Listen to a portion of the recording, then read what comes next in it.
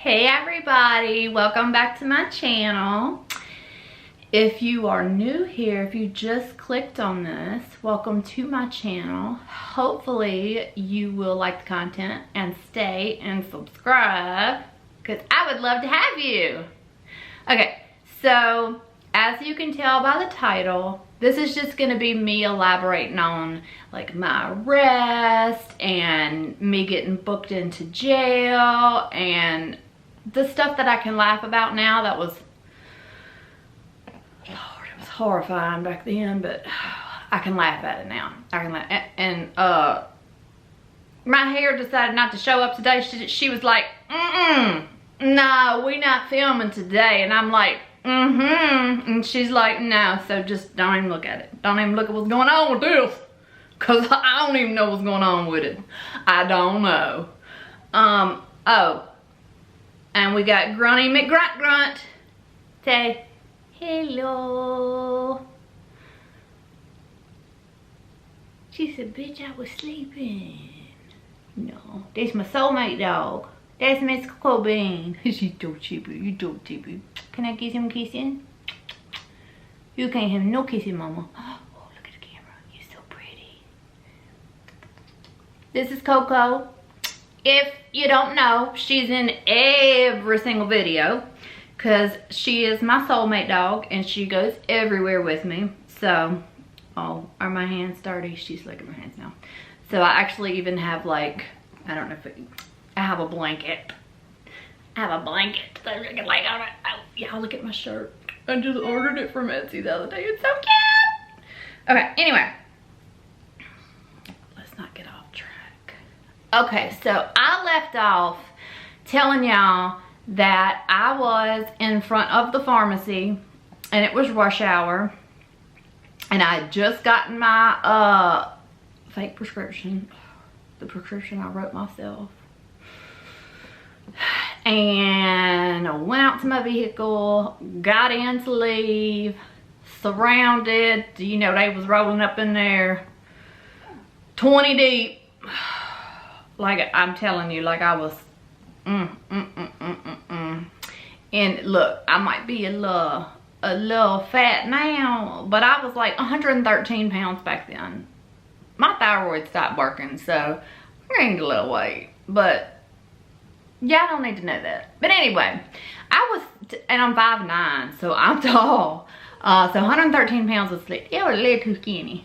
But yeah, so they rolled up and, you know, get out of the car, had me on the ground, and then I'm just like so inconvenienced. Like, what are y'all doing?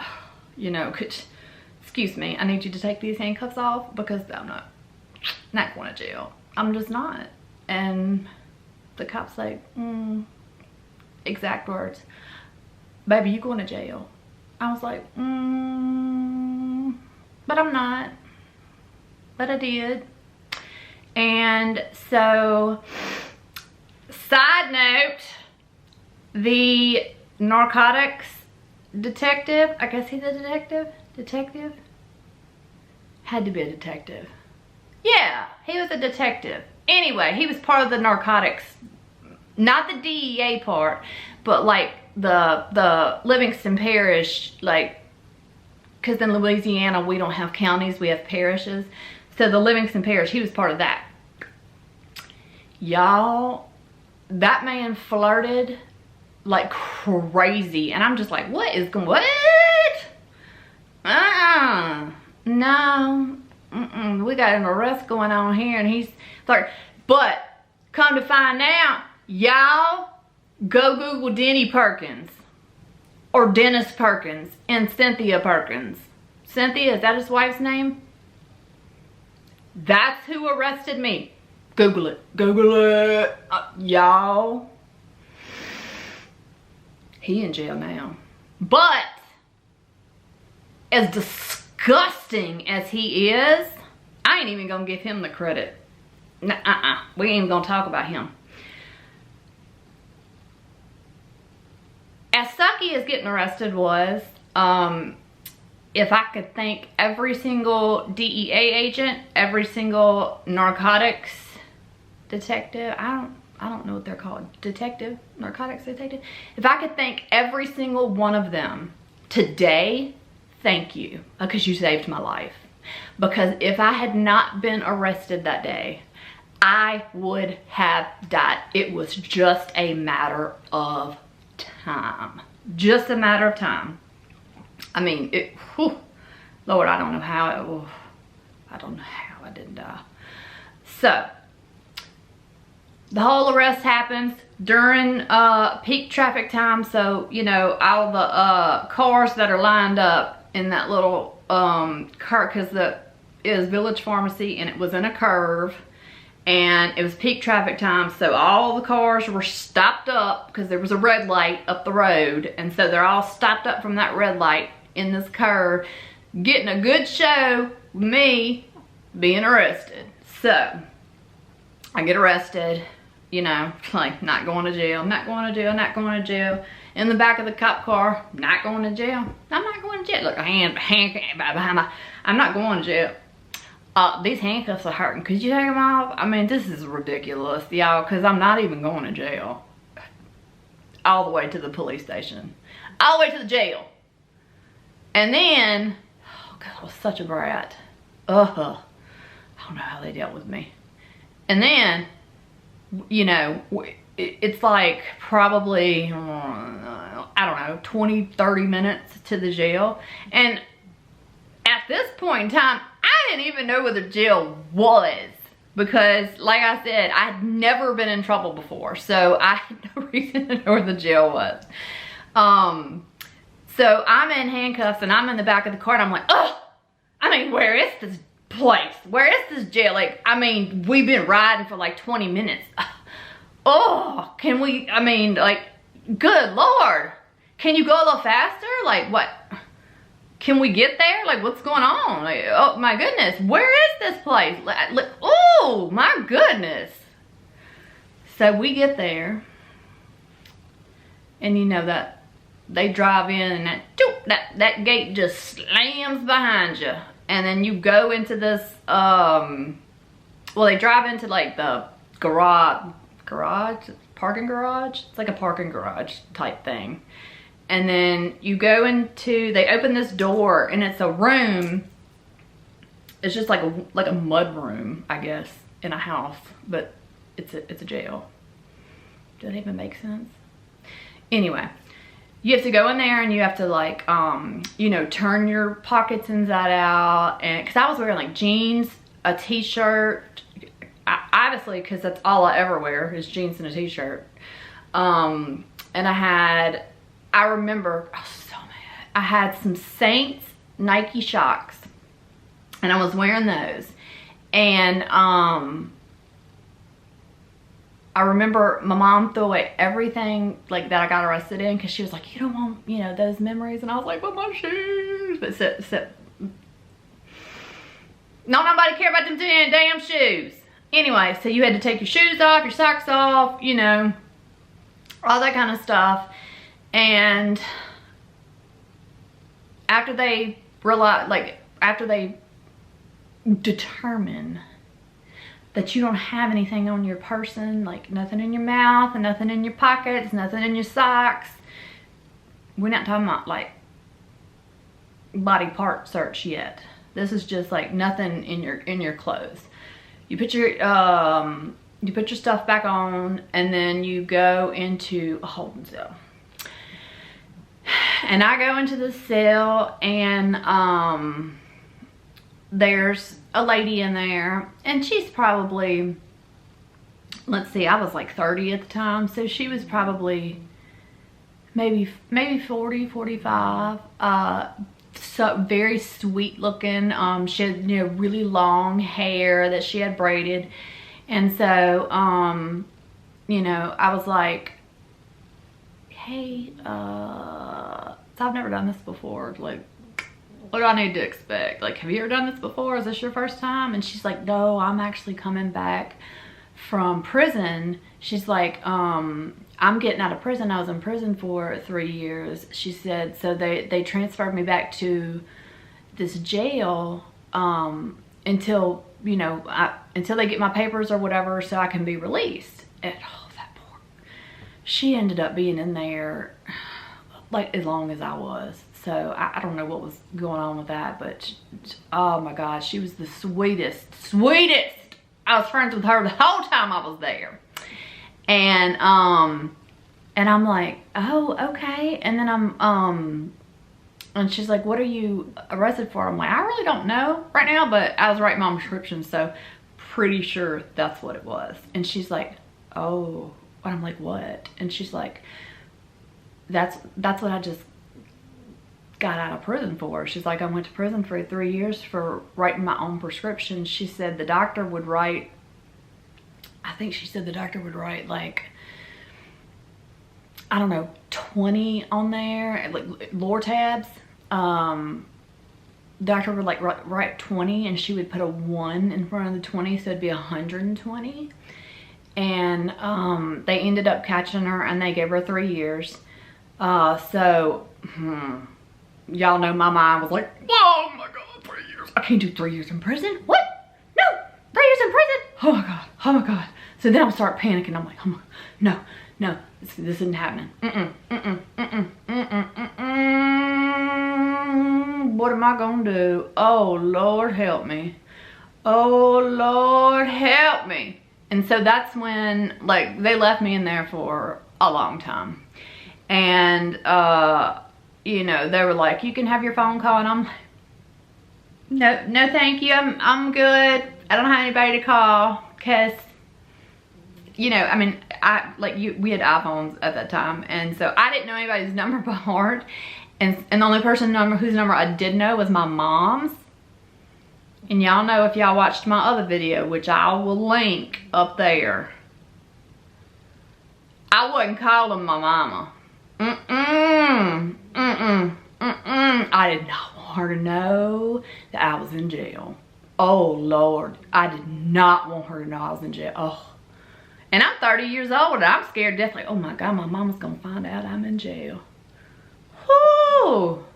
I mean, I smoked when I was 30 years old and I hid it from my mama and my daddy. They wouldn't have cared I was 30. But it was that whole, like, didn't want to disappoint them thing, so I hid it from them. God.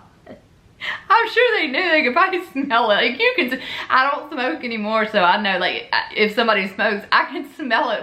You know, when they come in, some could smell it. I mean, I didn't live with them, but I'm just saying, like, when I would go to their house or whatever, I'm sure they could smell it. Dumbass, I don't smoke. Who cares, you're 30? Anyway, I was an idiot. So, somehow my mama finds out. I think somebody at that jail called her. I don't know who, but somebody did, because she found out. And we'll have to ask her. I have to see if she'll do a video with me. Because Lord, she'll probably tell y'all what a shit ass I was. I have already talked to the sober.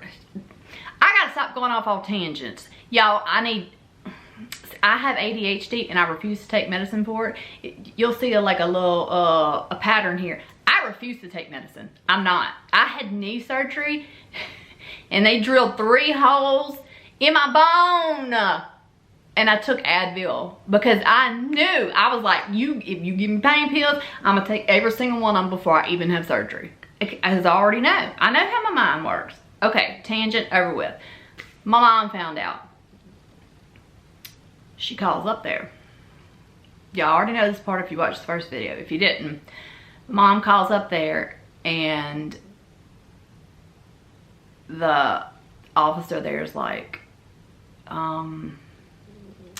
your mom's on the phone. And I'm like, and he's like, you need to come. And I'm like, no. So, you know, of course I talked to her. She's like, 14 felonies.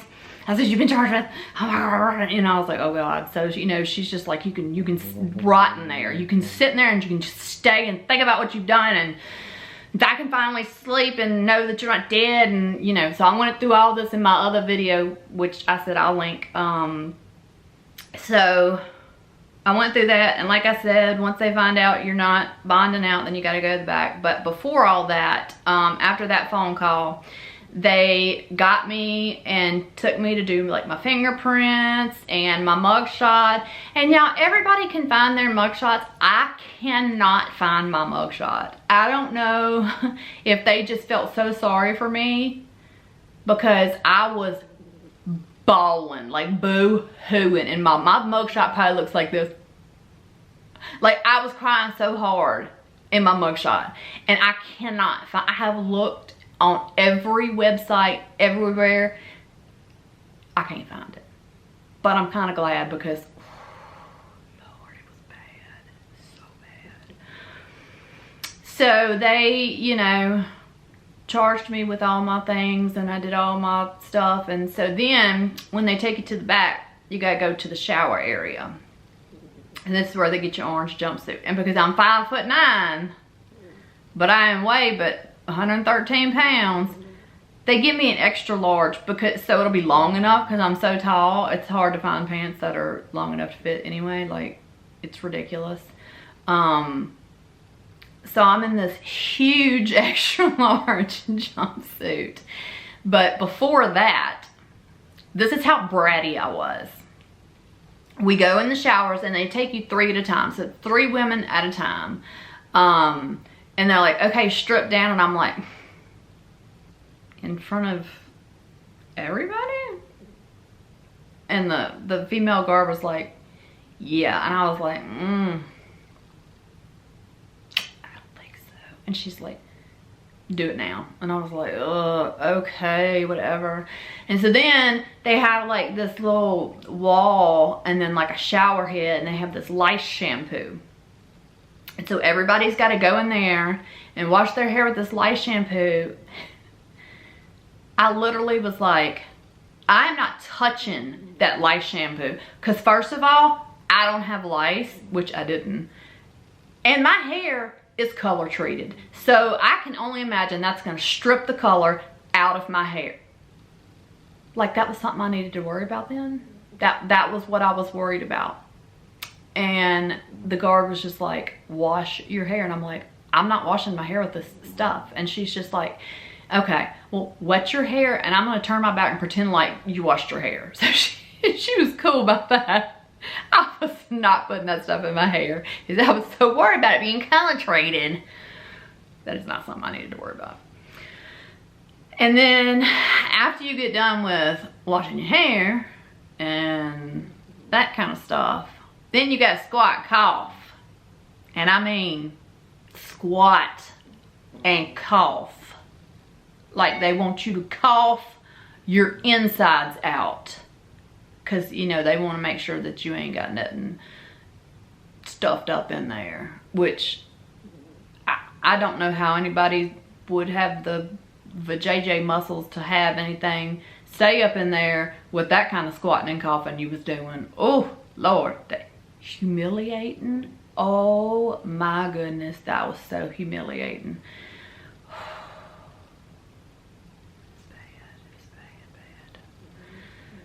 So then, you know, we've got our jumpsuits, and then they decide, oh, and we have wristbands that have our mugshots and like what level they think that we are, whether we're, you know, like minimum security, medium, or maximum.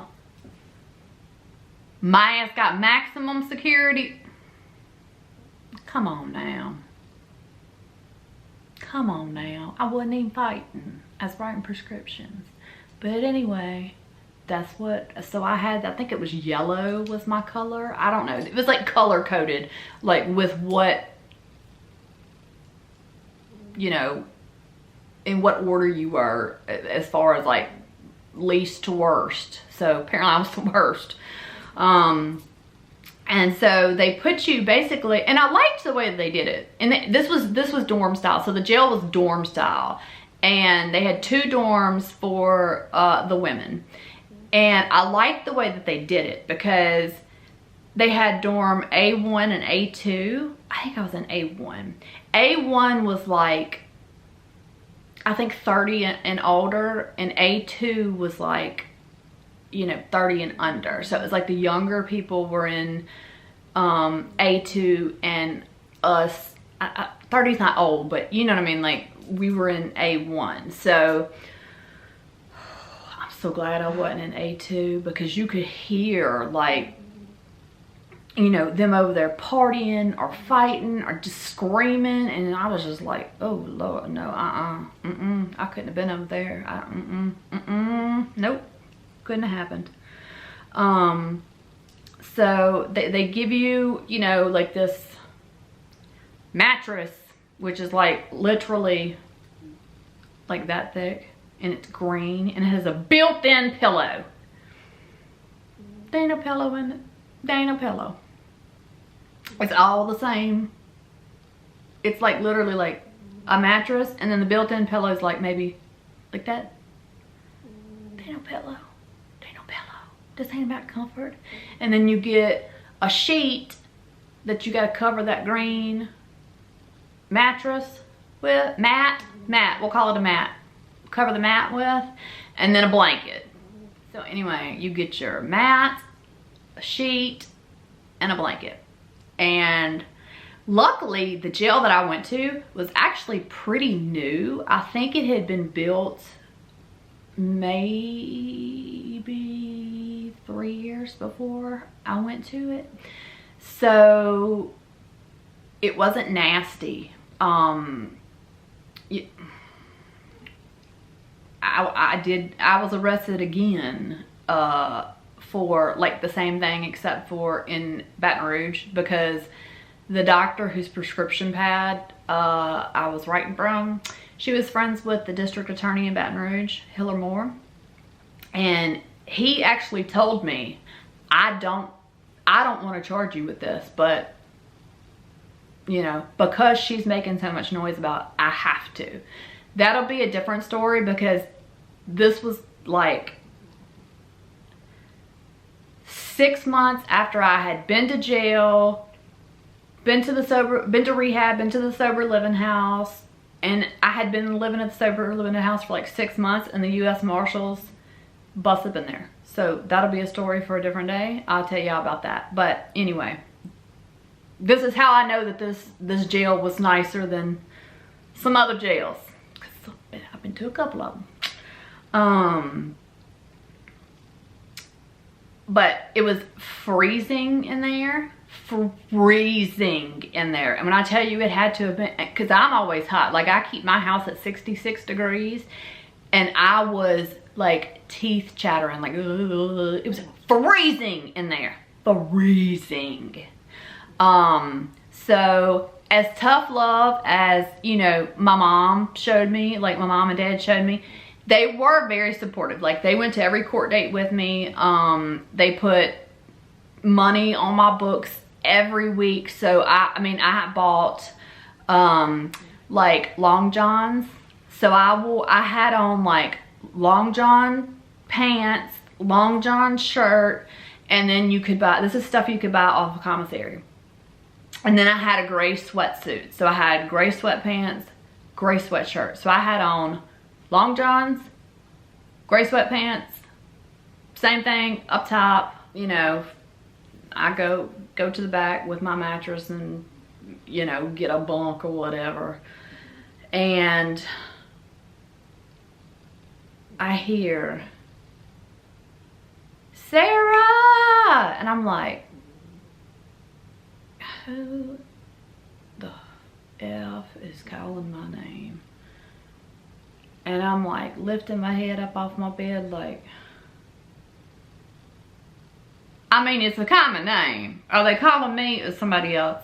And she's like, Sarah! Tennessee! Because Tennessee was like, that was my nickname in jail, because obviously my accent. Because I was born in Memphis. But I've spent my entire life in Louisiana, so I don't know why I still have such a Memphis-y accent, because it's definitely a Memphis accent. But anyway, so Tennessee! And I'm like, I look over and I'm like, Becca? We'll say the name, because I'm not saying last names, and Becca's a common name too. And so I was like, oh my God, I ain't seen you in like since high school. I mean, we were friends in high school. And she was in there. Oh, she was bad. Lord, she ended up going to prison for like 10 years. But we were in there together, and we ended up like, we went to the same rehab when we got out of jail. And like, she went a week before me, and then I went, you know, I was released from jail like a week later, like to my parents for them to take me to the rehab, and she ended up being there. So I'm like, oh my God, we've been in jail together with the same rehab.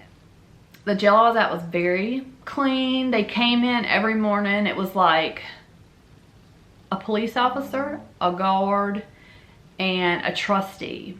And we had to put our oranges on when people like that came in. And they bleached everything, like all the sinks, toilets, showers, everything like that. And it sucked though, because like if you had to pee or do number 2, there was no privacy. It was like bunks, toilets like 30 feet away. But if you're in your bunk, I mean, it's literally like the bunks are facing the toilet. So if people are in their bunks and you got to go to the toilet, it's just literally like they have like you're sitting at a theater where the movie screen is and there's the toilets. So how are you supposed to use the bathroom like that? And then the shower was the same way. It was open. So shower completely open. I've heard of stories of where and Baton Rouge was like that. They had shower curtains. No, this was completely open. There was, I think, 3 shower heads.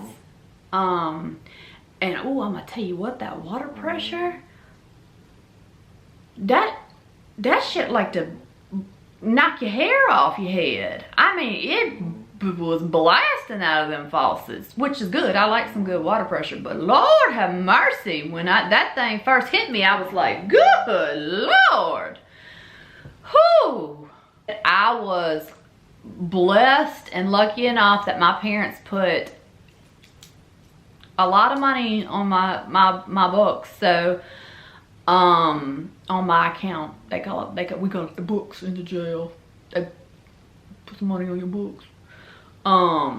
So you know, you'd have the sheet, and shit is expensive in there. I mean, like a bag of chips is like $3, and we would get commissary every Wednesday. And so I would come back with a bag full of like candy bars and Cokes and chips and, you know, whatever else. I mean, it was, cause you had to go a whole week. So I would order literally like 14 candy bars, like 14 bags of chips, like some soups. The dorm I was in it was not bad. Sometimes they would let us go outside. And when I say outside, I'm going to have to see if I can find a picture of outside. When you went outside, it was like 15 foot high, cement walls all around, and then like a net over the top of it. So, I mean, you got to see some sunlight, but you didn't get to see outside. So it wasn't really outside. It was just like some fresh air, I guess.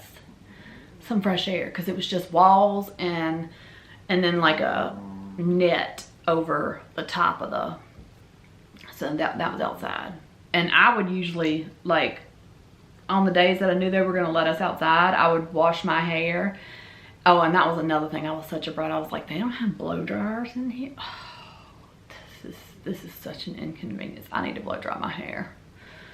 Oh Lord.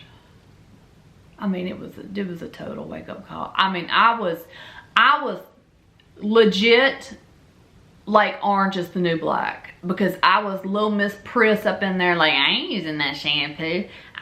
Y'all don't have blow dryers in here?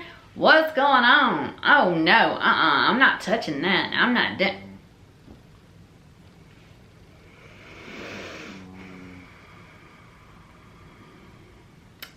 By the time I left there, I had been humbled a massive amount. And I needed that. I needed that bad. I needed to be humbled real bad. Real bad. Oh, and another thing about Livingston Parish, which I think is absolutely fantastic, because most jails don't have this, they had a detox packet. So people that came in that were on drugs, like me, like opiates, I mean, you have to send a request to medical for a detox packet. And I did that my very first day there, because I was like, I'm gonna start detoxing. Oh, this is gonna be so bad. I was like not looking forward to it. So I was not in a good mood.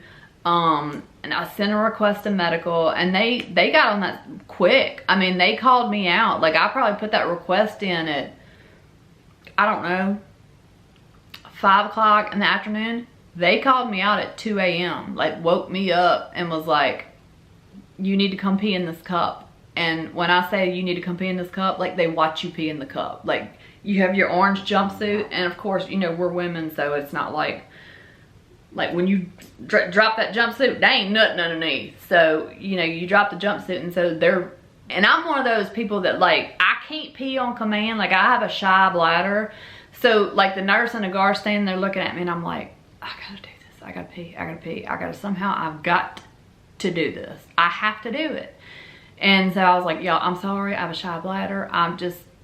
Let me concentrate. And so, like, I would just close my eyes, and I just, like, pushed as hard as I can.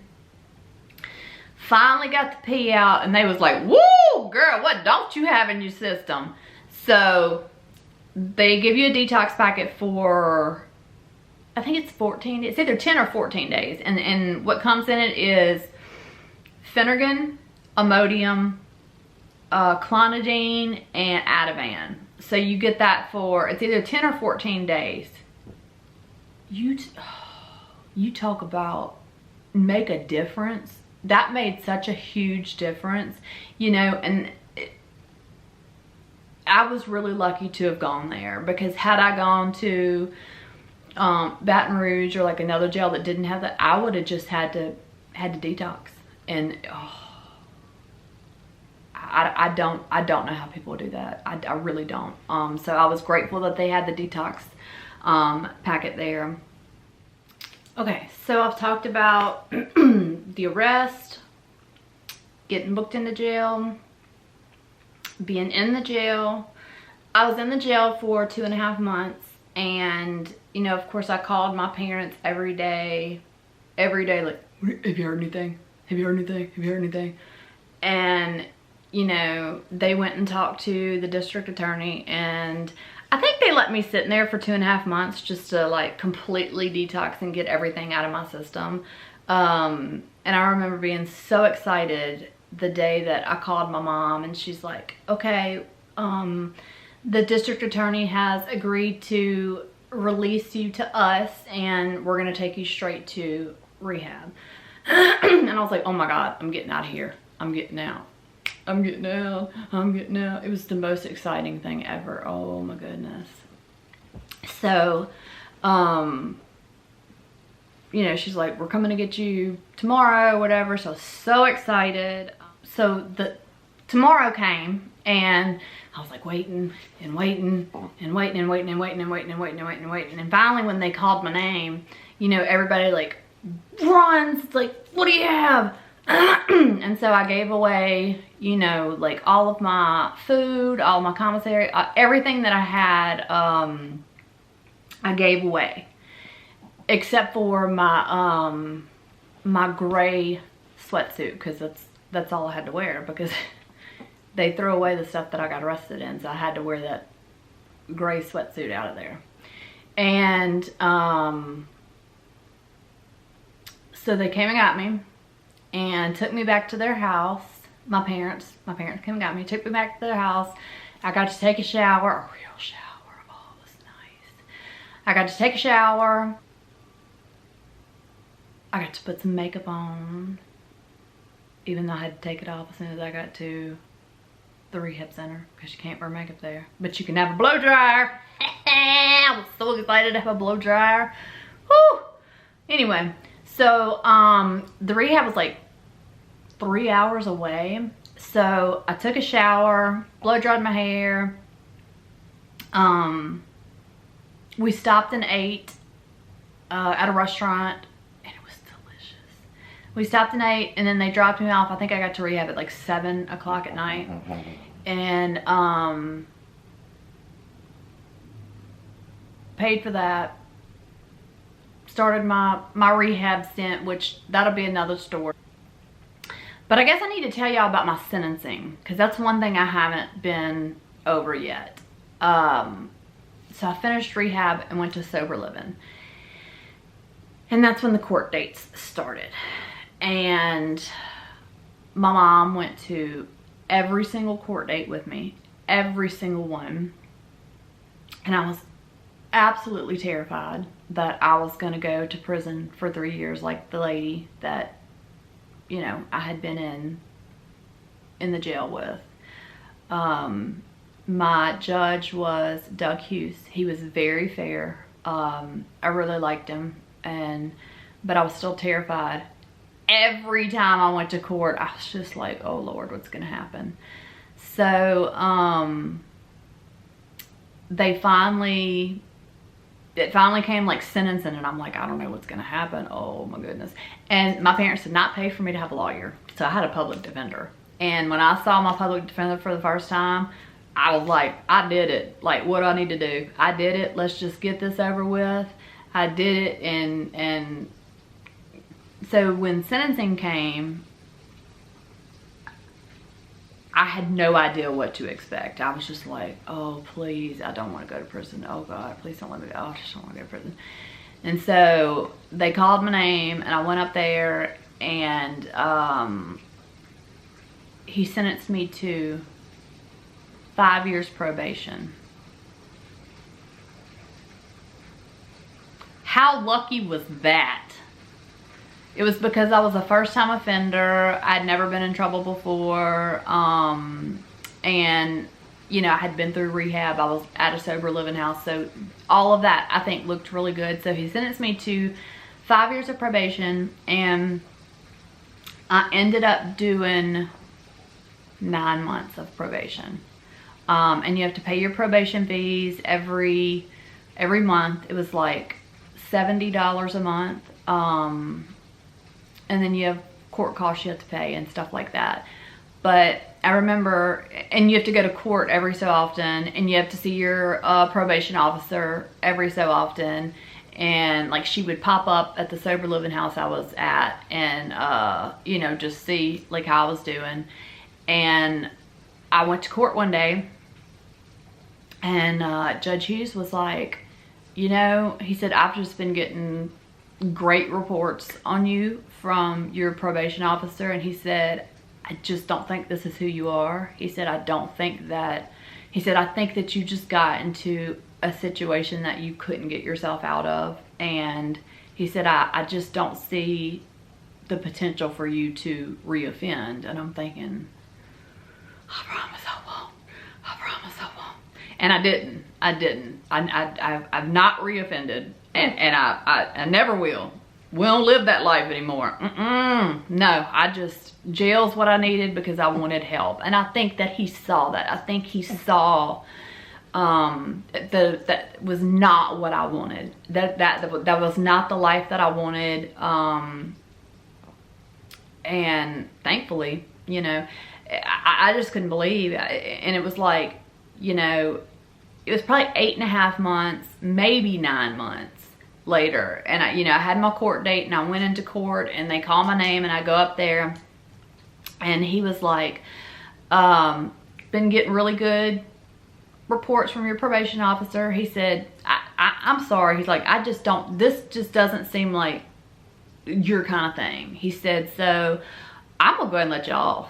he said, I'm gonna go ahead and let you off probation. He's like, we're not gonna do this 5-year thing. He said, you know, you've done your time, you've done enough, you're doing good, just don't let me see you in this courtroom again. And I'm like, yes sir, I promise, never. And then I went, yay!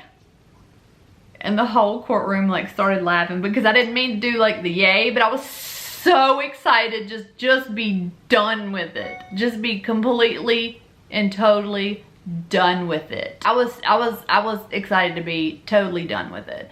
And so that's how that part ends. And I'll have to tell y'all about the U.S. Marshals and East Baton Rouge Parish Prison and what happened with that arrest. So that'll be the next video that I'll tell y'all about that. Okay, so I hope y'all are having a wonderful day, wonderful week, wonderful weekend coming up, since it is Friday today, the day that I'm filming this. I hope y'all have a wonderful weekend. Give this video a thumbs up, subscribe, and click that notification bell so that you don't miss a video. I won't be spamming your phone with videos all the time. Like, subscribe, comment, share, all that good stuff. And I love y'all, and I will see y'all in the next video. Thank you for watching.